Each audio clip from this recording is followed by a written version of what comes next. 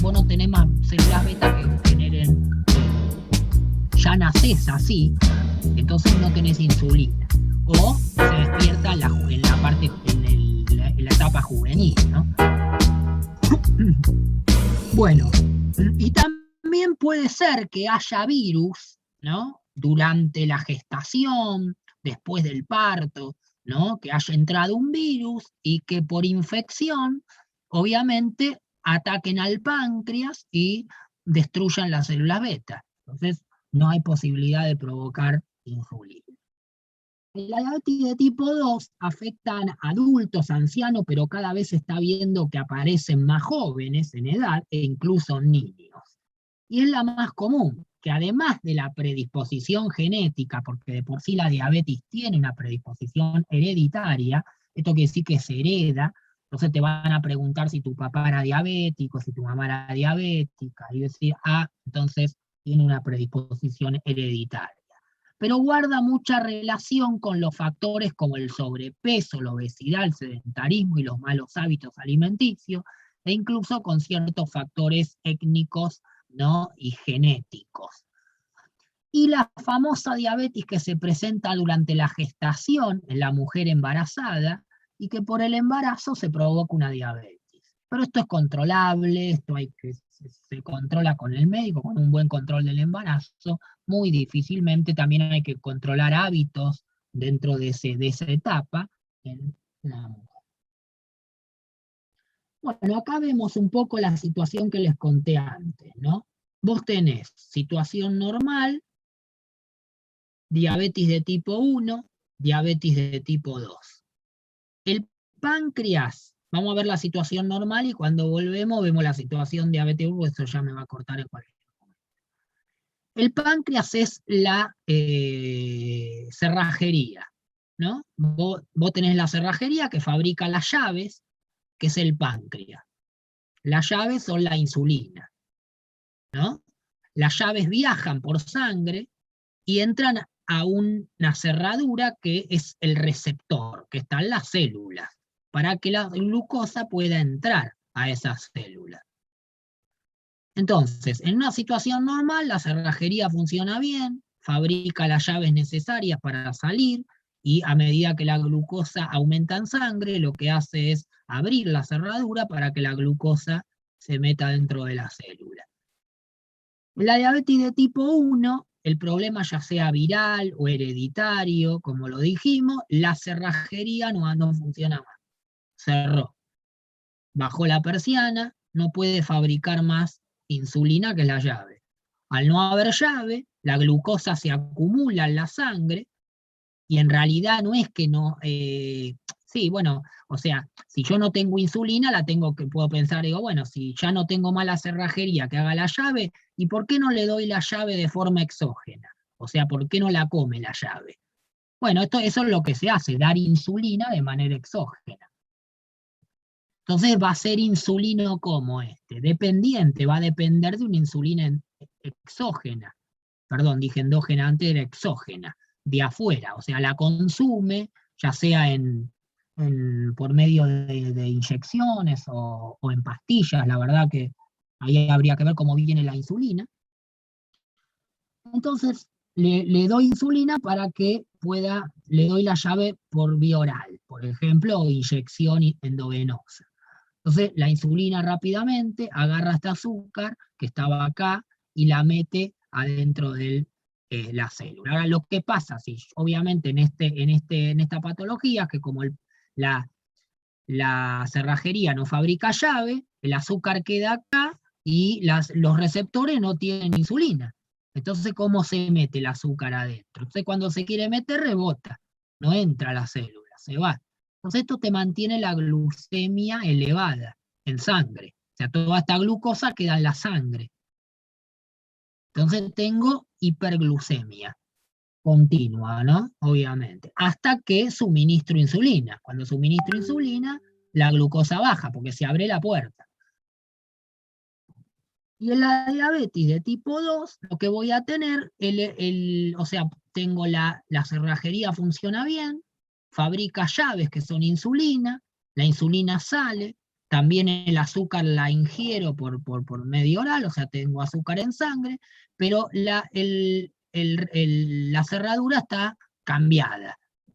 El receptor es el problema que se hace resistente a la llave, que es la insulina, entonces el receptor ya no genera la unión hormona-receptor. O se unen y no se activa, queda inactivado. El receptor es una proteína, ¿no? Entonces el azúcar también queda en la sangre. Cuando quiere entrar, no puede. Entonces esto genera hiperglucemia e hiperinsulinemia, porque las llaves quedan todas en la sangre. No hacen su función porque el receptor no las reconoce, entonces quedan la llave con la glucosa todas las en la sangre. Y esto es hiperinsulinemia, hiperglucemia, ¿no? Obviamente todo esto con el tiempo, más allá de verlo así fisiológicamente, con el tiempo distorsiona el metabolismo. Entonces tengo menor energía, por eso uno de los síntomas, ¿cuál era en el diabético? Habíamos visto antes, el cansancio. Un tipo que está cansado todo el tiempo, baja de peso, ¿no? Entonces, tres condiciones fundamentales que me condicionan, ¿no? Esta es más común, la diabetes de tipo 2, que la 1, pero tienen gran implicancia cada una de estas, ¿no? Profe, Sí. consulta. Independientemente de que sea tipo 1 o tipo 2, más allá de la medicación que tome, de todas maneras, no, si bien esa medicación le pone los parámetros, digamos, normales, entre comillas, puede entrenar de manera normal como alguien que tiene una situación normal como en la parte de arriba, o también hay que tener un criterio aparte. No, sí. En realidad, como entrenar normal, va a poder entrenar normal. Lo que tiene que tener es controlada la enfermedad. O Claro, sea, tomar vos la tenés que hacer, medicación y controlar claro, que exactamente, que esté controlada la enfermedad y que haya, obviamente, que acompañe todo eso con hábitos alimenticios, porque si no, mucho no va a ayudar. Pero, perfecto, pero obviamente, puede entrenar normal, digamos, no tiene que sí, hacer nada. normalmente hasta va a llegar a ser alta intensidad. Esto, al contrario, o sea, llevarlo por todas las intensidades es de alguna manera lo que vas a tener que lograr para Claro. ayudar y revertir todo, o sea, revertir. Para acompañar a revertir necesito meter el ejercicio y las demás condiciones, ¿no? Claro. Ahora, el problema, lo único que podés llegar a tener un problema es si la persona no tiene, o por ahí está controlada la enfermedad, pero por ahí también te tenés que asegurar, acá tenés el mayor problema, la uno, porque el tipo tenés que ver que esté tomando la insulina, cuándo se la aplica, en qué momento, que no vaya a entrenar sin se la aplicado, aunque sea 2 horas antes, porque si no, no va a tener insulina. Y si bien el ejercicio es antiinsulínico, el problema es que el ejercicio le va a disparar que el hígado libere azúcar hacia la sangre y ese azúcar no pueda entrar a la célula porque no tiene insulina. ¿Entendés? Porque este tipo depende de la insulina exógena. No tiene el páncreas para segregársela. Entonces yo necesito asegurarme de que haya tomado cierto tiempo antes la insulina. Pero estos tipos, estos que vos vas a ver acá, sobre todo si tienen 30 años para arriba, 20, como la enfermedad aparece en la niñez, ya están acostumbrados a hacer eso. Se conocen, ya saben cuándo la tienen que tomar, la insulina, porque ya vienen machacados, porque primero, cuando nacen cambian los hábitos alimenticios inmediatamente, porque el médico se le dice, mira, si no lo cambia, la única manera de llevarlo. Entonces ya están acostumbrados a hacerlo, sabe lo que come, lo que no tiene que comer, cuándo se da la insulina, en qué momento, si va a hacer ejercicio, hasta sabe cuándo dársela, porque ya hizo de chico, se la llevaban al colegio, le decían cuándo tenía que tomarla antes de hacer ejercicio, cómo, ya lo sabe. Acá es más complejo porque a veces tenemos gente que ni sabe que es diabética, otra que no sabe y no le importa, y otra que, bueno, sabe y sí le importa y se dedica, y ahí no va a haber problema. ¿Me entiendes? La 1 ya nace con el hábito de cuidarse y lo otro, como aparece después, Claro, exactamente. Lo que tratarlo y pasó además acá es, cambiar hábitos. claro, Lo que pasó acá que no le quedó otra que adaptarse a la situación que le tocó. En Y no conoce cambio otra acá, cosa, entre comillas. claro, Aprendió a vivir sí, así. claro, aprendió y aparte acá viene acostumbrado capaz, porque acá vas a encontrar un tipo que la 2, que venga acostumbrado a comer lo que venga, que no se cuida, que no le interesa y que tiene, y que de alguna manera le es difícil salir a veces de esa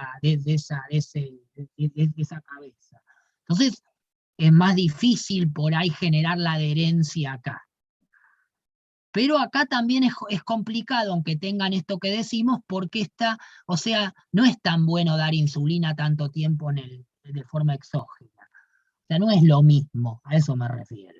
Entonces van a haber complicaciones a medida que pasa el tiempo, pero si tiene hábitos de alimentación y entrenamiento, lo va a llevar tranquilamente bien. No va a tener problema. El problema está cuando se descontrolan o no tienen esos hábitos o salen de esos hábitos, ¿no? Profe, Sí, en el caso de la 1 hay unos dispositivos que calculo que se deben seguir comercializando, que sensan y van inyectando en la medida que necesita la persona. Pero el problema que tiene es que como es una hormona anabólica, desarrollan malformaciones en esa zona. Entonces van cambiando el inyector. Ahora la idea es que vaya la persona inyectándose en diferentes lugares para que no suceda eso. claro, claro. Sí, sí, tiene una manera de ir aplicándose en diferentes sectores y Estaba demás, bueno que el tiene que ver. aparatito, estaba bueno el aparatito, pero bueno, pasa que al recibir todo el tiempo insulina en esa parte del tejido, bueno, tenía ese problema. Claro, sí, porque la insulina de alguna manera va a generar, cuando se dé por forma exógena, va a ir directamente, y bueno, no es lo mismo que el páncreas regulándola. Pero bueno, sí, espérenme que ya me está pidiendo acá Zoom la próxima, así que ahora les marco, vengo en la que viene, así ya Zoom no me saca de acá. Ahí vengo, ¿eh? Recording stop. Entonces, claro, este gráfico, ¿no? Podemos hablar de complicaciones, ya hemos hablado de algunos síntomas y signos, ¿no? Pero estos síntomas y signos vienen de alguna manera porque existen complicaciones a nivel de lo que es toda la vascularización, y principalmente por ahí a nivel cerebral, la vascularización a nivel coronaria, en el corazón de las arterias coronarias, ¿no? Siempre párense en vasculopatías y neuropatías. También la vascularización, como vasculopatía y neuropatía a nivel del ojo. Muchos problemas hay con desprendimiento de retina, ¿no? Glaucoma acá, ¿no? Es importante la visión. El riñón, que está muy vascularizado para el filtrado de orina, ¿no? La vascularización de los miembros, sobre todo inferiores, ¿no? Habíamos hablado del pie diabético, ¿no? Importante a tener en cuenta. Y las neuropatías, que justamente las neuropatías y las vasculopatías llevan a todos estos problemas, ¿no? Acá vemos cómo los nervios están vascularizados, fíjense cómo los nervios con diabetes empiezan a perder mielina, a degenerarse toda esta vaina de mielina, sus axones, y el nervio empieza a perder la capacidad de sinapsis, con lo cual no va a poder llevar información sensitiva al sistema nervioso central y empezar a dificultar la transmisión motora hacia los músculos. Y también todo esto atraído a un estado de disminución del sistema inmunológico, ¿no? Los mastocitos, los monocitos, los macrófagos, los linfocitos T, todos esos células blancas del sistema inmunológico bajan en su potencialidad, con lo cual está mayor expuesto a aumento de virus, ¿no? de bacterias y demás. Bueno, ¿cuál es la etiología de la diabetes? Las causas, básicamente, lo hemos charlado un poco, en la de tipo 1 hay causas autoinmunes, Hay también un aumento de la susceptibilidad de las células betas a virus, puede ser causado por autoinmunidad hereditaria o el ataque de algún microorganismo, como puede ser un virus, y también que van degenerando las células beta, ¿no? La degeneración de las células beta. Que obviamente si hay una degeneración, esa degeneración se cree que es por autoinmunidad, autoinmune, una causa autoinmunológica, o viral. En la diabetes de tipo 2 tenemos un déficit o retraso en la secreción de insulina, ¿no? Acuérdense que acá el páncreas segregaba insulina, lo que sí el problema estaba en el receptor, pero el páncreas cuando no detecta que el receptor, que la insulina baja en sangre, es como que sigue secretando y empieza a bajar la secreción y cada vez secreta menos. Resistencia a la acción de la insulina en la célula por sus receptores, resistencia del receptor, y excesiva producción de glucosa por el hígado, que también puede ser que el hígado excesivamente provoque glucosa, ¿se entiende? Etiologías posibles, ya sea de la 1 o de la 2, ¿no? En su mayor. Profe, Sí, ahí abajo dice López Chicharro, que imagino que es el que dijo esto, ¿puede ser? sí, de ahí se En sacó. 2014, Sí, sí. son estudios relativamente nuevos, Sí, o hay sí, descubrimientos nuevos en el último tiempo. no, debe haber citado a Chicharro, yo no lo hice el PowerPoint desde Ah, Juan, un amigo, un profe amigo, pero de esto seguramente citó a Chicharro porque Chicharro vieron que tiene el blog. Chicharro tiene un blog de actualización en ciencias del ejercicio. Entren en fisiología, llama Fisiología del Ejercicio Chicharro, el blog de él, donde publica artículos constantemente en su resumen de los avances. Y en el libro de Fisiología del Ejercicio, que no es de este año, sino que es más viejo, obviamente tiene un apartado sobre todos estos temas, pero ya más viejo. Pero sí, seguramente sea más, como es sacado desde lo que él habla en su blog, ¿no? De hecho, sacó un par de libros digitales de actualización en fisiología del ejercicio, y ahí van a tenerlo.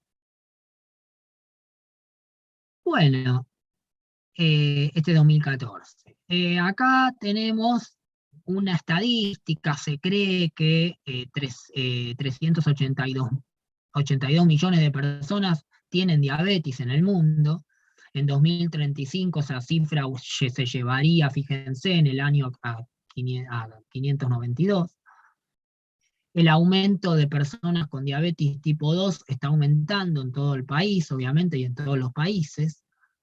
La mayoría de las personas con diabetes de tipo 2 o con diabetes tienen entre 40 y 59 años de edad, y 175 millones de personas con diabetes no están diagnosticadas. Eso quiere decir que no lo saben y que están en un estado de prediabético, acuérdense, prediabetes, volvemos atrás, prediabético, o diabético, pero no me hace síntoma. Igual en algún momento va a ser síntoma, ¿no? No es una enfermedad sintomática, con lo cual quiere decir que seguramente los que no lo sepan tienen que estar en una prediabetes, o sea, gestando la resistencia a la insulina por el receptor, ya empieza acá, cuando los niveles están en el límite superior constantemente en el tiempo. A eso para que tengan una idea, ¿no?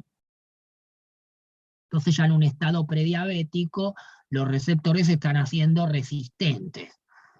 Capaz que no lo sé porque no empezó la sintomatología, pero cuando empiece todo esto me voy a estar dando cuenta que a través de otros estudios corroboro diabetes.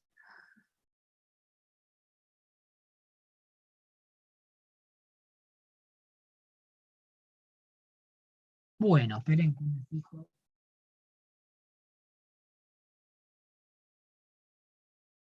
Tratamiento de la diabetes. Fíjense cuáles son los pilares del tratamiento. La alimentación por un lado, el ejercicio por el otro, y siempre y cuando ya esté diagnosticada, obviamente tiene que haber un tratamiento médico, a no ser que el médico le haya sacado los medicamentos porque la alimentación y el ejercicio y el estilo de vida del sujeto haya podido revertir esa situación. Es muy probable que pueda revertirla en el prediabético, aquel que, como dijimos, está en la etapa de prediabetes, ¿no? Con lo cual no llegue a la medicación, cosa que no es poco.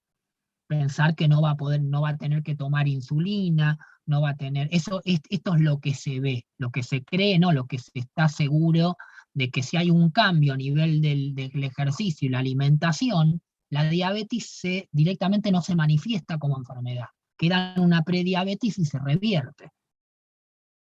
Pero para eso necesito cambiar hábitos de vida y hacer también implicancias sobre la salud en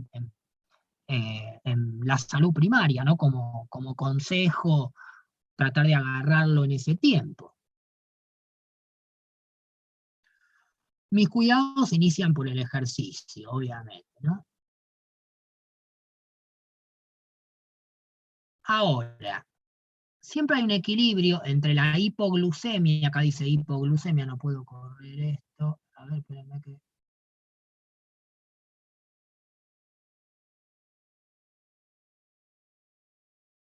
Espérenme,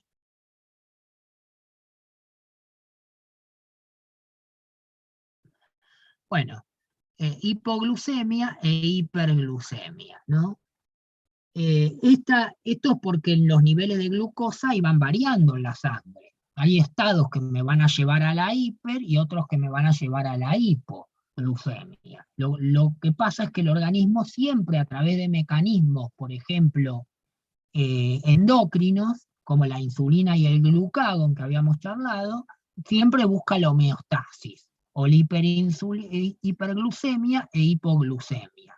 O sea, cuando hay una situación que al organismo lo lleva a la hiperglucemia, sale la insulina, ¿no?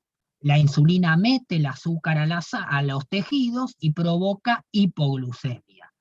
Ante la hipoglucemia sale el glucagón del páncreas a la sangre, va al hígado, rompe glucógeno, libera glucosa a la sangre, aumenta hacia la hiperglucemia.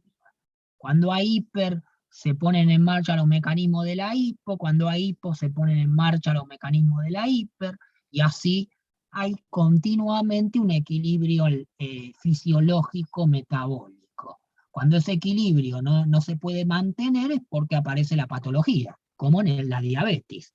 Y la patología me lleva a un estado continuo de hiperglucemia. También a una hipo, probablemente haya patologías que me llevan a un estado de hipoglucemia constantemente y yo tenga que tomar hiperglucemiantes.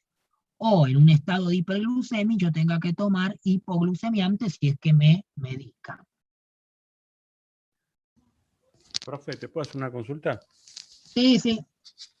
¿Sabés que tuve el caso de un chofer que tuvo un pico de glucemia y por varios kilómetros condujo el camión sin saber por dónde iba? O sea, con pérdida de conocimiento. Claro, la hipoglucemia, vos pensás que las células nerviosas, o sea, las células de... Pico de glucemia, pero de hiperglucemia, claro, bueno, lo que pasa es que llega un momento que el aumento de glucemia elevado adentro de la sangre, también lo que provoca es una disminución en el sistema nervioso central, en todo lo que es el cerebro, porque más allá de alimentarse de glucosa, vos pensás que el estado de resistencia no entra el azúcar a la célula, con lo cual las neuronas que necesitan el azúcar, pero adentro, porque de nada sirve que la tengan en la sangre y no puedan entrar adentro, no pueden funcionar. Y también te empieza a generar distorsión, que de última también te puede llegar a llevar a una vasculopatía y a un ACV, mira acá. O sea, vos tenés el azúcar acá en la irrigación del cerebro, pero no entra a las células. Hay resistencia a la entrada del azúcar. Y esto puede ser en el tiempo, no es que por ese pico de hiperglucemia el tipo en ese momento sigue esos síntomas. Esa hiperglucemia viene de hace tiempo. El tema es que el organismo resiste hasta que hace brotes de esa forma, hasta que lo diagnostican con diabetes. Y si no cuida y no cambia los hábitos, termina con esto, con una ACV, con un IAN, en el mejor de los casos, con un problema de riñón y a veces tienen que terminar en diálisis. También me empiezan a aparecer vasculopatía, lastimaduras, a veces se infectan las lastimaduras porque no sienten el dolor. Como tienen neuropatía, vos te quemás o te lastimás y no lo sentís. Como no lo sentís, no le das importancia. Por esa lastimadura entra una bacteria, un virus, infecta la zona, o puede viajar en sangre, infectar un órgano. Eso puede hacer gangrena, que ya es un tipo de infección más como de virósica, más infectada, más patológica, digamos. Esa gangrena se transforma en una pierna azul, ¿vieron? Cuando se pone negra, hay necrosis, y después hay que cortarle la pierna, porque no, eso ya está infectado, ya perdió funcionalidad, murieron los tejidos. Entonces cuando cae a la guardia con ese estado, le cortan la gamba acá, después siguen, hasta que por ahí como mucho mueren con un IAM, o una ACV que los deja medio. Pero bueno, no porque quieran, sino porque no han cambiado los hábitos de... O sea, esta patología es tratable 100%. Hoy no podés terminar con amputado. Es muy difícil que un diabético que no se cuide termine con una amputación. O sea, es tratable esta enfermedad. Y esto viene por el cómo te alimentás, lo que comés. O sea, está bien, puede haber que me diga, bueno, yo conozco gente que no se cuida, no tiene diabetes. Está bien, sí. Obviamente que hay también una predisposición genética, habría que ver familiarmente quién tuvo diabetes, capaz que la madre es diabética, o el padre murió de diabetes. Bueno, si empezás a indagar, puedes llegar a pensar que puede llegar a terminar siendo diabético. O por ahí es una hiperglucemia, un pico de hiperglucemia ahí, y habrá que ver si, porque es también, hay otras enfermedades metabólicas, de otras hormonas, hipertiroidismo, hipotiroidismo y demás que llevan a circunstancias así. Pero bueno, eso hay que investigarlo, tiene que haber un médico que haga estudios y que se detecte, no porque le haya pasado eso decimos que es diabetes.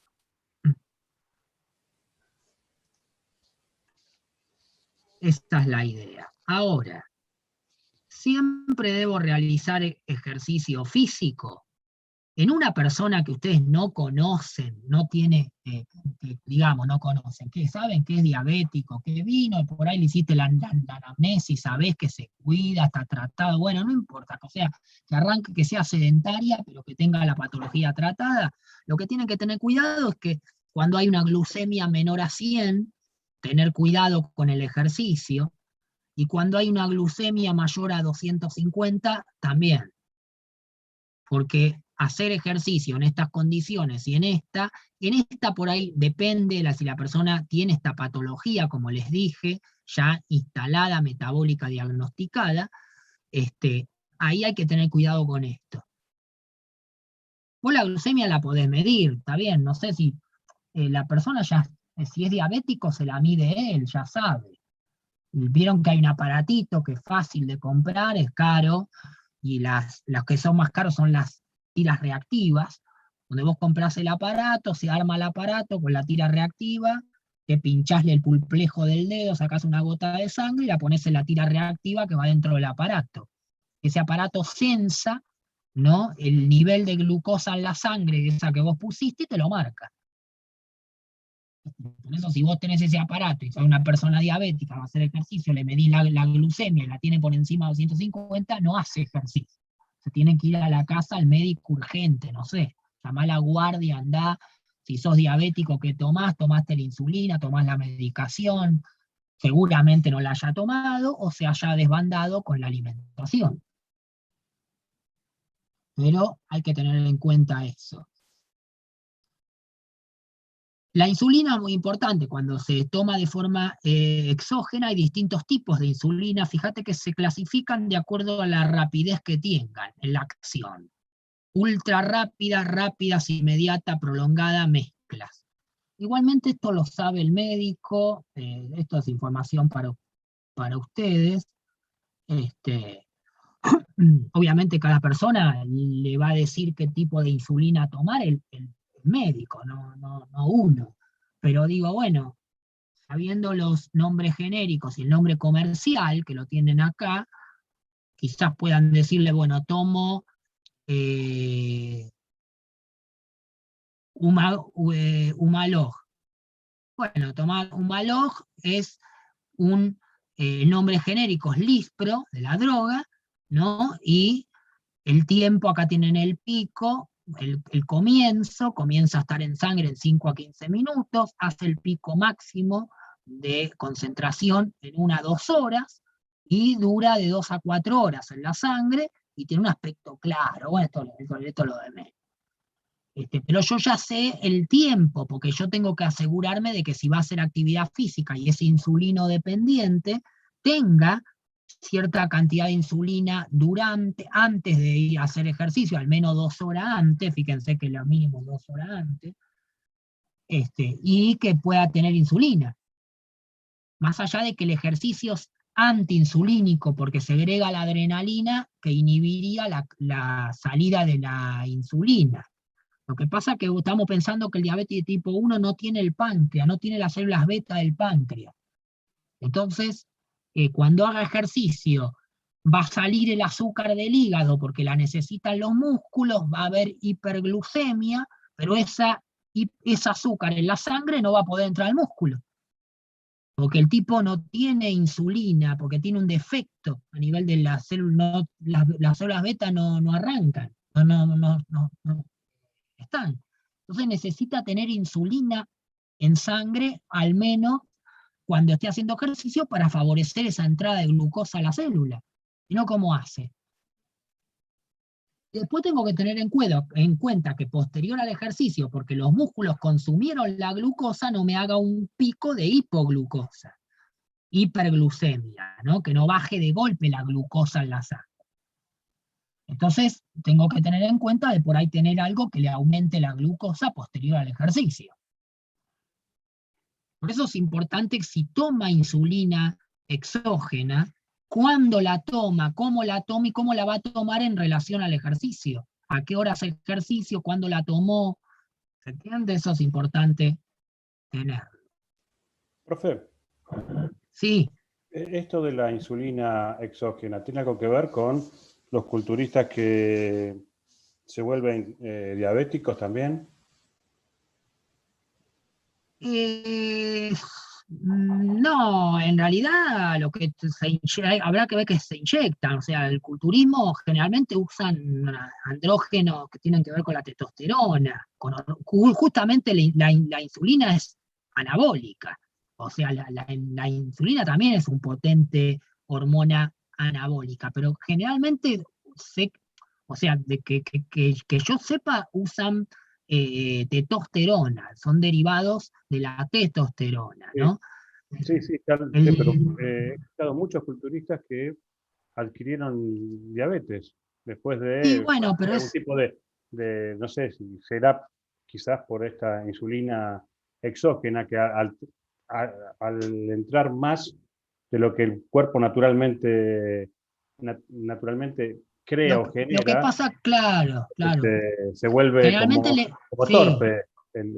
sí, tienen ese problema de tener resistencia, o sea, al aumentar el consumo, porque también genera, igual hay que ver cómo lo han tomado, ¿no? Pero digo, bueno, está comprobado de que no es bueno consumir esteroides exógenos, pero bueno, al tomar a una hormona anabólica continuamente, lo que hacen es inhibir el circuito de retroalimentación, porque en sangre vos tenés continuamente una hormona que no necesita fabricar el cuerpo, entonces terminan teniendo la no producción de la hormona por medio del páncreas, sin tener una patología hereditaria y demás. Entonces, ahí está, me parece, un poco la cuestión, que terminan teniendo diabetes, obviamente, por generar esto, resistencia a que después el páncreas, por eso se toman por periodo los anabólicos, ¿no? Vieron que los anabólicos se toman por periodos, porque si no acostumbras al organismo a tener siempre la droga de forma exógena y la deja de producir. El organismo, para ahorrar energía, te dice, ¿para qué voy a fabricarla yo si vos ya me la estás tirando a la sangre fácilmente de afuera? Entonces no la produce más. Okay. Ahí es donde está el problema. De hecho, lo tienen también con la función testicular, la producción de espermatogénesis y demás. Bueno, esperen que ya vuelvo con la que viene, que me está comiendo me está avisando Zoom. Recording stop. Las estrategias para, siempre parados, por ejemplo, la diabetes de tipo 1, habíamos visto las insulinas, ¿no? Entonces, diabetes de tipo 1, estrategias para evitar la hiperglucemia con el ejercicio, ¿no? Fíjense, ajustar la administración de insulina, acuérdense que la de tipo 1, el páncreas no podía segregar insulina, porque no tenemos las células betas del páncreas que sintetizan y segregan esta hormona. Entonces lo que tenemos que hacer es ajustar la administración de insulina, son recomendaciones, ¿no? Administrar insulina al menos 1 hora antes del ejercicio, si el tiempo es menor, inyectar en lugares no activos, disminuir la dosis de insulina antes del ejercicio, obviamente para no generar tanta insulina, sabiendo que el ejercicio puede aumentarle el ingreso al azúcar a la sangre por mecanismos que no son dependientes de la insulina, alterar si es necesario el esquema diario de administración, ¿no? En cuanto a la ingesta de comidas y suplementos, comer 1 hora a 3 horas antes del ejercicio, valorar la glucemia antes de comenzar el ejercicio, tomar hidratos de carbono durante el ejercicio al menos cada 30 minutos, si el ejercicio es intenso y de larga duración, sobre todo si es de larga duración, ¿no? Y si es intenso también, dependiendo de las temperaturas externas y demás, valorar la glucemia durante el ejercicio, si es necesario para ajustar la frecuencia y cantidad de alimento a ingerir, y aumentar el consumo de alimento hasta 24 horas después del ejercicio, ¿no? Dependiendo de la intensidad y la duración, para evitar la hipoglucemia post-ejercicio, ¿no? Dar glucosa posterior al ejercicio a través de la hidratación o la comida, depende del tipo de ejercicio y demás, para evitar que no haya una hipoglucemia y subir la glucemia, ¿no? Siguiendo con la diabetes de tipo 1, estrategias para evitar la hiperglucemia, seguimos.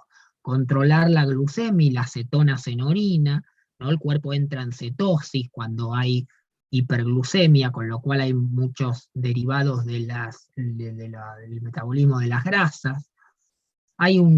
Se pueden controlar las cetonas en orina, lo que pasa es que bueno, no lo van a hacer durante el ejercicio porque no tiene sentido ir a orinar y medir la cetona, pero sí controlar la glucemia antes, durante y después del ejercicio para determinar la necesidad de posibles cambios en las dosis de insulina y en el esquema de alimentación. No retrasar el inicio del ejercicio si la glucemia es menor a 100 miligramos de decilitro o mayor, esto es lo que habíamos visto antes, y las cetonas están presentes. Hay un test de cetonas que se puede hacer antes del ejercicio, eso sí, porque cuando se orina, pero hay que orinar en un pote, pones un palito que va cambiando de color, y si llega a un color, cuando se sumerge en la orina y se saca y cambia de color, llega un color, eso quiere decir que las cetonas están altas, ¿no? Hay muchos cuerpos cetónicos que yo estoy liberando por orina. Eso me va a dar la implicancia de que estoy en una hiperglucemia, pero eso hay que verlo, o sea, tienen que tener los elementos, o sea generalmente no se toma muy bien, pero lo pueden tener en cuenta. Hay suplementos de insulina para corregir la glucemia y el control metabólico antes de comenzar el ejercicio, esto si se suministra o si se toma a nivel medicinal. Después determinar las respuestas metabólicas individuales, porque no todos responden del metabolismo, no es igual para todo el mundo.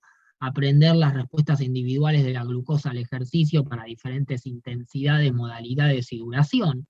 También en cuanto a la modalidad de ejercicio, fíjense que diferentes ejercicios de entre intensidad, modalidad y duración tienen distintas respuestas a las metabólicas. determinar los factores del ejercicio en diferentes momentos del día, mañana, tarde y noche.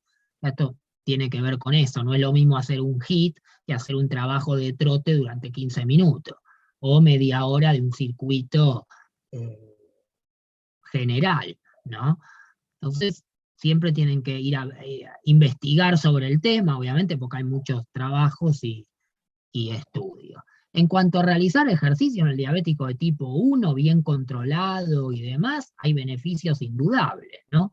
Disminuye la glucemia durante y después del ejercicio, aumenta la sensibilidad de la insulina, disminuyendo los requerimientos de la hormona, mejora el perfil lipídico, desciende los triglicéridos, disminuye el LDL, aumenta el HDL, mejora la hipertensión ligera y moderada, aumenta el gasto de energía, ¿no? Contribuye junto con la dieta a la reducción de peso, aumento de la pérdida de tejido graso y aumento de la masa grasa, igual que pasaba con el obeso. Mejora la función cardiovascular, aumenta la fuerza y la flexibilidad, aumenta la sensación subjetiva de estar bien y la calidad de vida, ¿no? Ante padecer una determinada enfermedad. Para tener en cuenta en diabetes de tipo 1, siguiendo, los pacientes tienen tendencia a padecer hipoglucemia durante y después del ejercicio, esto hay que tener cuidado. El ejercicio físico estará especialmente indicado en aquellos pacientes que no tengan tendencia a la hipoglucemia. Cuando hay tendencia a la hipoglucemia hay que tener cuidado y preguntar o traer alguna cuestión médica, ¿no?, que podamos incluir para ver si podemos aplicar ejercicio o no. La realización de ejercicio reduce las complicaciones de la diabetes, especialmente la enfermedad coronaria, ¿no? O sea, reduce la posibilidad o el eventual evento coronario, ¿no? El control minucioso de la glucemia es importante para adecuar la dieta y la dosis de insulina, es importante prevenir las complicaciones de los miembros inferiores, neuropatías, enfermedades vasculares y úlceras. Esto es lo que les decía antes, ojo con esto, con las neuropatías y las vasculopatías, las úlceras, siempre tengan en cuenta esto, por más que la persona esté medicada o no, preguntarle, mirarle, sino cuando va al vestuario que se fije los pies, ¿no? Que obviamente se higienice y que vea bien, ver que no haya ninguna complicación, sobre todo si lo entrenas. ¿Las neuropatías cómo se manifiestan, profe? ¿Cómo las advertimos? En realidad, no, las neuropatías se evalúan en cuanto a que la persona ya si las tiene pierde la sensibilidad. O sea, vos le tocas con algo caliente y no lo siente. Le tocas con algo frío y no lo siente. Le pinchás con una aguja y no siente dolor. Pero lastimás obviamente el tejido. Así se manifiesta perdiendo la sensibilidad y afectando lo motor. Porque también eso afecta lo motor. Lo que pasa es que el tipo, como no siente, no se da cuenta. Ahora, él, igual si ya tiene declarada una neuropatía diabética, se llaman neuropatías periféricas diabéticas, obviamente te lo va a decir y ahí hay que tener mucho cuidado con eso, ¿no? Que se mire los pies, que por lo menos que lo vea, porque si no lo ve no lo va a sentir, entonces lo tiene que mirar para ver si no está lastimado, si no tiene algún proceso que ahí pueda generar una úlcera, y después eso se tratan con cremas especiales, ¿no? Ellos ya saben generalmente, pero aconsejarlo, porque por ahí pueden hacerlo. Las adaptaciones al ejercicio son nada más y nada menos que adaptaciones similares a de los sujetos sanos, pero en relación a la patología metabólica aumenta la sensibilidad a la insulina por nuevos receptores, como respuesta aguda en 48 a 72 horas, ¿no? Esto es importante también, y no está contraindicado el ejercicio de alta intensidad. Lo que pasa es que hay que llegar progresivamente a la alta intensidad y obviamente trabajando con un sujeto que tenga la patología tratada, o sea, controlada, regulada, ¿no? Bueno, ¿qué riesgos tengo en la diabetes de tipo 1 con el ejercicio? Obviamente de que me haga una hipoglucemia inducida por el ejercicio y después del ejercicio, porque un pico de hipoglucemia le baja la presión, baja también el sistema nervioso central, puede sufrir un shock, una caída, un desmayo, o sea, tengo que tener en cuenta eso. Hiperglucemia después del ejercicio intenso. ¿no? Hiperglucemia y cetosis en pacientes con déficit de insulina. Porque el ejercicio intenso, ¿qué me provoca? Que el hígado libere mayor cantidad de glucógeno como glucosa a la sangre y aumente la glucosa sanguínea. Entonces me hace una hiperglucemia de golpe, porque la intensidad lo requiere así. El tema es yo tener en cuenta eso. Las precipitaciones o riesgo de enfermedad cardiovascular se van a manifestar si vos lo ves cansado, lo ves con dolor, el dolor anginoso de pecho es característico, el infarto inmediatamente hay que parar la actividad, hay que tranquilizar a la persona y llamar si es necesario a una guardia o al médico, o tener siempre datos de su obra social.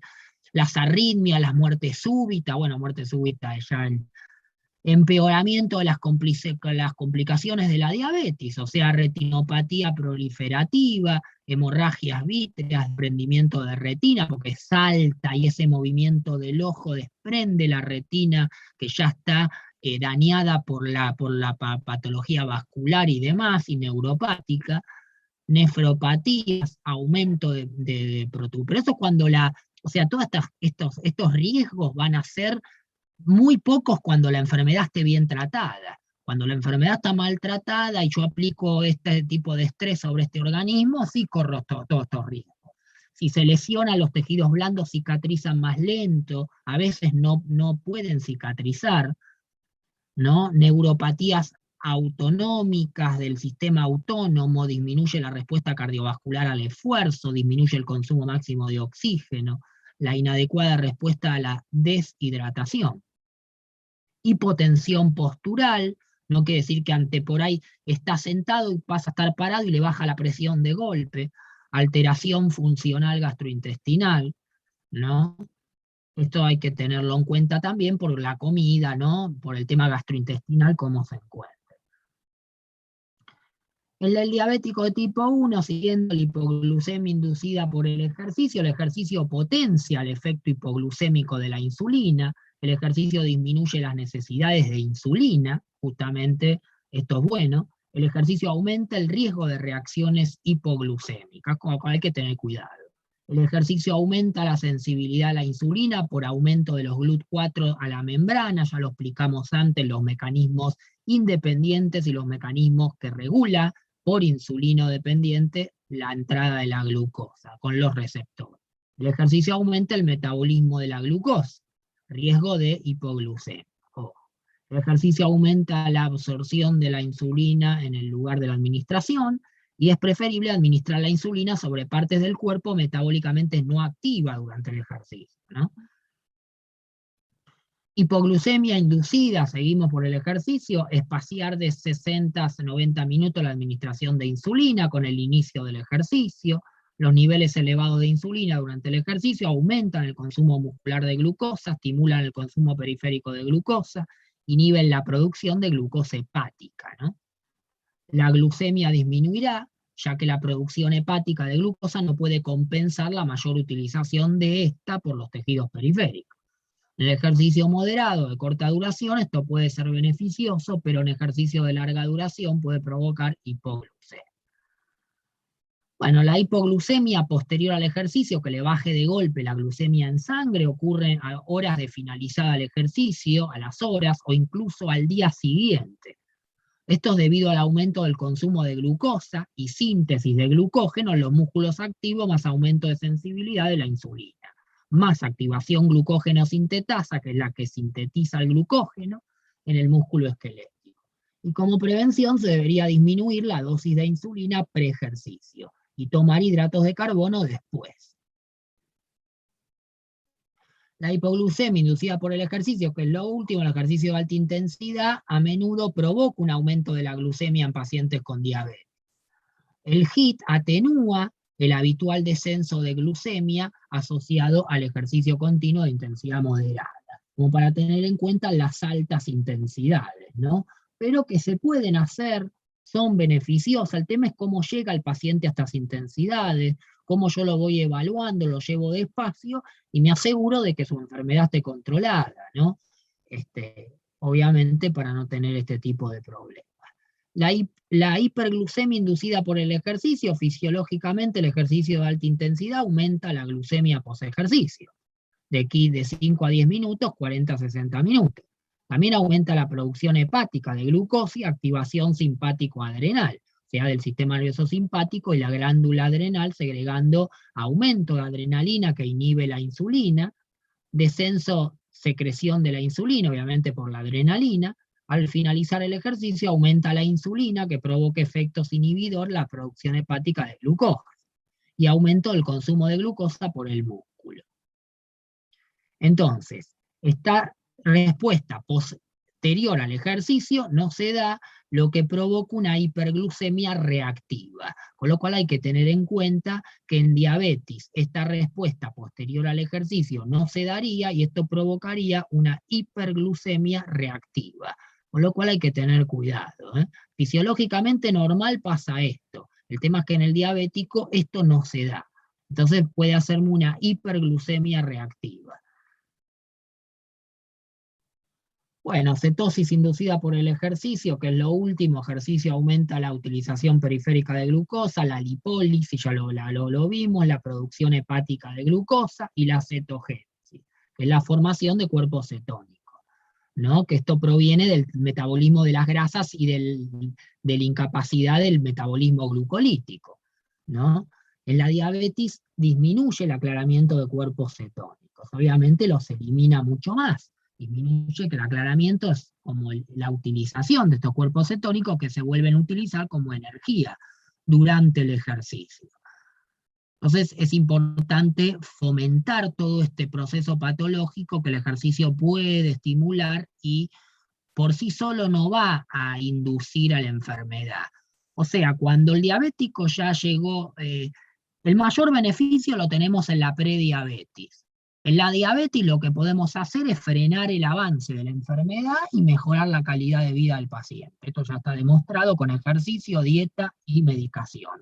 En la prediabético podemos hacer que no llegue a la diabetes, o sea, que evite el medicamento y se quede para abajo, que revierta la patología.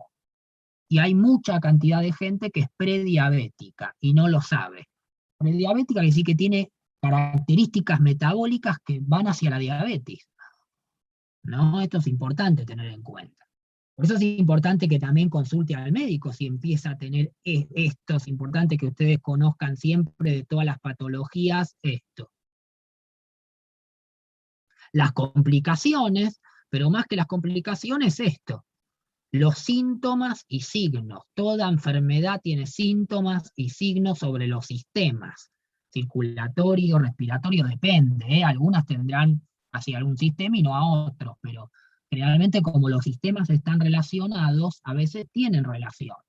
Sistema endocrino, metabólico, reproductor, sistema nervioso. Entonces yo tengo que buscar los síntomas y signos, y después buscar cómo actúa el ejercicio con el estrés que provoca el ejercicio, cómo impacta en esa enfermedad, ¿no? Obviamente la mayoría es beneficioso, pero a veces no es beneficioso, depende del estado y condición de la patología. Por ejemplo, acá vimos que en una diabetes no controlada el ejercicio puede ser mortal, o desencadenar la muerte súbita, desencadena el IAM. Y bueno, venía con una diabetes no controlada, neuropatía, vasculopatía, se puso a hacer ejercicio por un loco, un día agarró y quiere probar y le agarró una muerte súbita. O sea, fue el ejercicio el que provocó la muerte súbita, no, desencadenó la patología que ya traía. Entonces, ahí es donde el ejercicio no es bueno. Lo que pasa es que para eso tengo que ir a ciertas cuestiones de salud que muchas de las carreras del ejercicio físico no tienen. O sea, la formación en el profesional del ejercicio no está de manera biológica bien acentuada de base, como en carreras de salud. Porque el profesorado de educación física, por ejemplo, está dentro de las normas de educación. Por eso se da dentro de colegios, de instituciones. Entonces la mayoría de las materias no enfocan a histología, fisiopatología.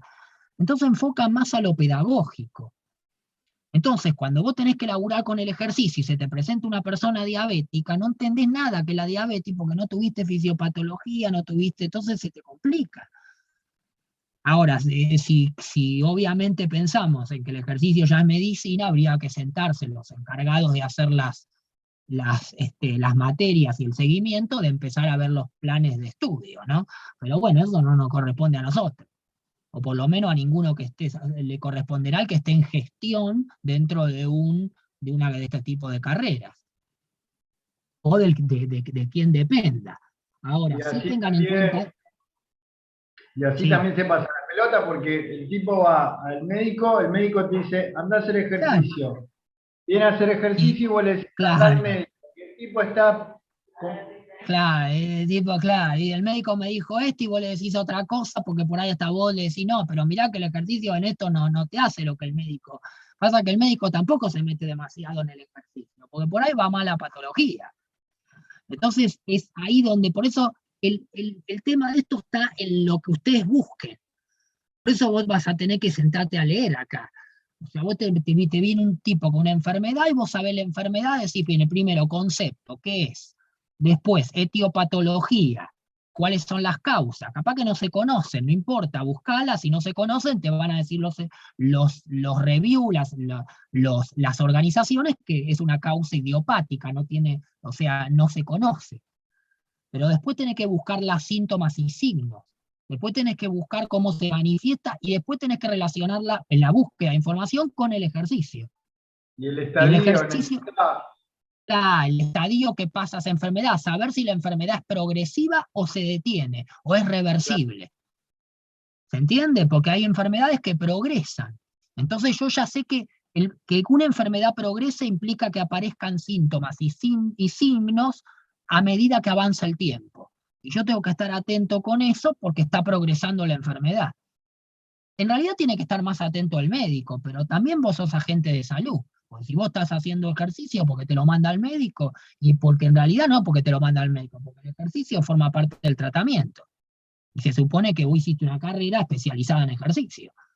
Entonces, el médico va a decir, flaco, qué sé yo, fíjate también, observá, mirá, porque aparte va a estar más tiempo con vos que con el médico. Porque al médico capaz que lo va a ver cada 4 meses. Y a vos te ve toda la semana. En un punto pasamos a ser como es el kinesiólogo, como son otros agentes de salud.